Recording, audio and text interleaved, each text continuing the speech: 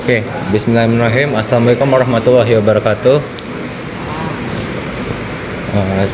Sebelumnya kami izin memperkenalkan diri. Nama saya Muhammad Rasindira Bramantio. Dan saya Muhammad Maulan Timur. Dan saya Sultan Azinam Hussein.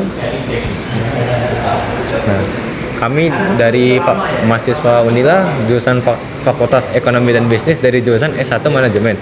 Nah, di sini kami mendapatkan tugas untuk mewawancarai salah satu koperasi sebagai tugas untuk matkul manajemen koperasi dan juga UMKM.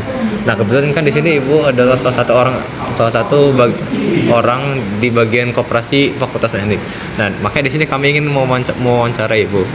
Nah, dimulai dari pertanyaan pertama. Nah, kira-kira untuk gambaran awal berdirinya koperasi ini kira-kira seperti apa, Bu?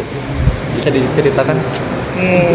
Sebetulnya koperasi ini sebetulnya nggak boleh ya diberi nama koperasi Fakultas Teknik, karena peraturan dari Kementerian Koperasi itu di institusi itu hanya boleh terdaftar satu koperasi.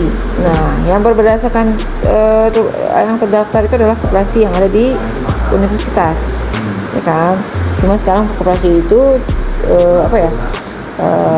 lagi dalam masalah, jadi tidak beroperasi.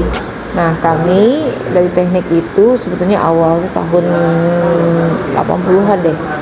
Nah, jadi karena kebutuhan dari karyawan ini, yuk kita guyup ngumpulin duit, kita bikin koperasi yuk gitu. Nah, sampai saat ini kami sudah mencoba untuk mendaftarkan koperasi kami ini ke Kementerian Koperasi ya. Tapi itu tidak boleh mendaftarkan koperasi itu dalam institusi itu dengan nama yang sama. Misal kalau itu kan koperasi Unila, kami memberi nama koperasi Fakultas Teknik Unila, ternyata tidak boleh karena dalam satu institusi itu hanya boleh satu koperasi. Nah, akhirnya kami memutuskan tidak mendaftarkan koperasi ini resmi, ya kan? Karena ketika kita mendaftarkan resmi berarti kita harus memenuhi beberapa syaratnya gitu. Jadi kami hanya memakai cara koperasi, tapi kami tidak menamakan ini koperasi gitu. Tapi dalam proses rencana untuk mendaftarkan secara resmi gitu. Jadi pada tahun awal berdiri tahun 80-an itu, jadi setiap dosen itu ngumpulin duitnya. Terutama nih, siapa yang mengumpulkan duitnya untuk modal awal dari koperasi itu gitu. Dan alhamdulillah dulu terkumpulnya sekitar berapa, 400 ribuan. Sekarang omset kami per Januari 2024 itu sudah sampai 2 M-an gitu.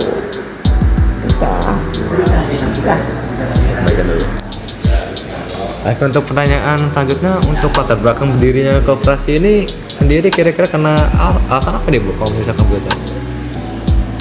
Awalnya hanya untuk supaya kita ada wadah, dosen dan karyawan teknik itu ada wadah lah kita untuk silaturahmi, ngumpul apa. Nah, kalau biasanya bikin arisan, nah, beberapa nggak cocok. Kayak kita koperasi aja, kita ngumpulin dana awalnya supaya dana yang terkumpul bisa dipinjamin sama teman, segala macam kayak gitu ya. Terakhir berkembang, itulah latar belakangnya. Intinya ingin membantu karyawan dan dosen di Fakultas Teknik gitu. Karena pada saat itu banyak kendala, dengan pada saat itu gaji dosen masih kecil, gaji karyawan masih kecil, mereka butuh dana yang cepat. Itulah dasarnya, latar belakangnya kita bikin koperasi. Kalau untuk modal awalnya sendiri kira-kira berapa nih, Bu? 400 ribu. 400 ribu. Iya. Kalau untuk gambaran struktur dari koperasi sendiri itu kira-kira terdiri dari apa saja, Bu? Dan untuk tugas dari masing-masing divisinya itu apa saja? Kami manajemennya simple, dikit aja. Karena kan pengurus koperasi ini dosen tugas utamanya. Koperasi kan hanya untuk bantuin doang, untuk sosial, ya.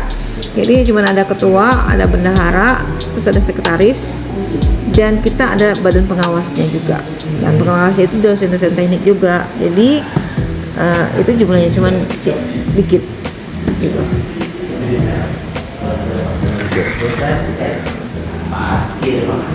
Pertanyaan selanjutnya, kira-kira layanan atau fasilitas apa sajakah yang ditawarkan oleh koperasi ini?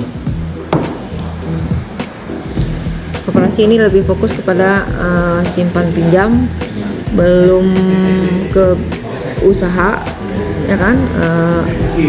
Dari koperasi ya cuma simpan pinjam, tapi setiap anggota itu di akhir tahun kita ada rapat anggota. Jadi anggota koperasi itu juga punya fasilitas nih. Jadi kalau ada yang sakit dari anggota keluarganya, kami memberikan uang sosial. Bagi anggota koperasi yang meninggal, kami ada uang santunan.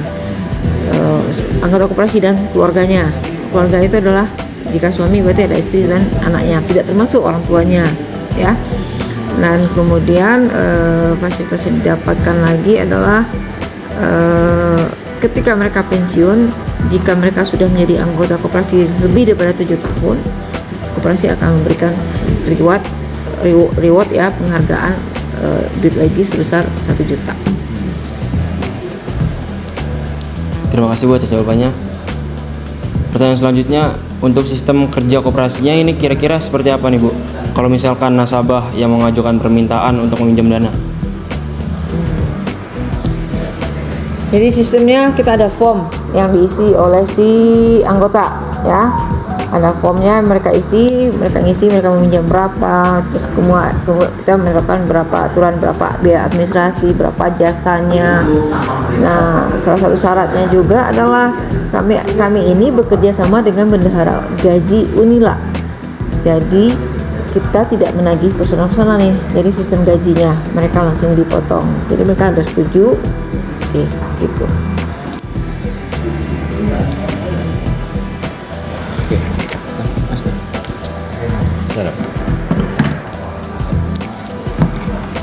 Oke, pertanyaan selanjutnya, kira-kira untuk visi misi ataupun semboyan yang dimiliki oleh koperasi ini agar mampu tercapai visi misi yang diinginkan, kira-kira seperti apa nih Bu?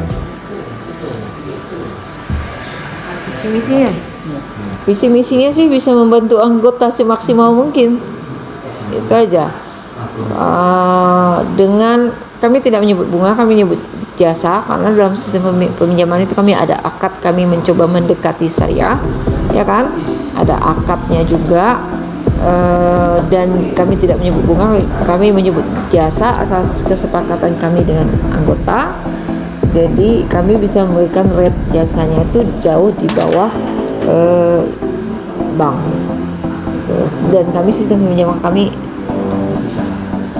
sistemnya trust, percaya gitu ya. Dan itu percaya itu nanti kan terhubung dengan bendahara. Jadi visi misinya apa? Bisa membantu anggota maksimal. Ke depan sih kalau bisa kami nggak pakai jasa lagi, tapi nggak koperasi ya namanya gitu.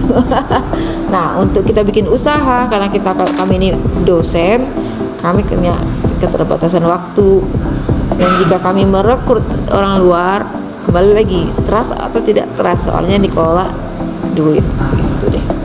Dan kami belum menggunakan software atau aplikasi apapun untuk sistem simpan pinjam di koperasi. Kalau untuk koperasi ini kan kayaknya untuk cabangnya kayaknya baru 1 doang kan. Tapi kalau misalkan kayak pengen bikin cabang lagi, kira-kira ada nggak? Nggak ada, karena kan ini tujuannya hanya untuk di teknik doang, ya kan, untuk membantu keluarga teknik, dosen dan tendik gitu.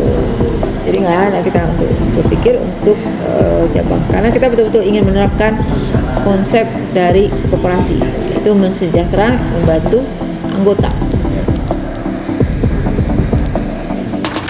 Oke, mungkin sekian pertanyaan dari kami Bu, dan terima kasih atas atas bantuannya, karena Ibu telah bersedia untuk kami wawancarai di video wawancara kali ini. Dan untuk teman-teman yang nonton video ini, semoga ini bisa membantu teman-teman dalam menambah wawasan, ilmu dan juga pengetahuan tentang koperasi. Oke, mungkin sekian Nih, dari nih saya tambahin nih, ya kan? Tambahan nih, tips untuk bisa membuat koperasi itu koperasi sehat. Yang paling penting itu adalah kalau kita pengurus, kita harus memahami bahwa itu duit bukan duit kita, ya. Karena betul-betul harus butuh orang yang kita percaya, ya. Bayangkan kami dari duitnya 400.000 sekarang sudah bisa jadi 2 miliar. Anggota koperasi kami sudah bisa minjem 150 sampai 200 juta gitu. Jadi semua itu harus trust. Dan saya sebagai pengurus koperasi, saya tidak menggunakan duit koperasi untuk invest kemana, karena saya berpikir saya tidak punya keahlian di bidang berbisnis seperti itu, ya kan? Kalau saya invest, kalau rugi gimana tuh? Jadi pure hanya mengelola dana ini untuk anggota koperasi. Oke, mungkin terima kasih atas tambahan jawabannya ya Bu. Dan semoga yang menonton dan juga yang menyimak dapat mengambil kesimpulan dan juga dapat mengambil hikmah-hikmah dari video wawancara koperasi ini. Oke, mungkin sekian dari kelompok kami dan kami akhiri. Wassalamualaikum warahmatullahi wabarakatuh. Mari.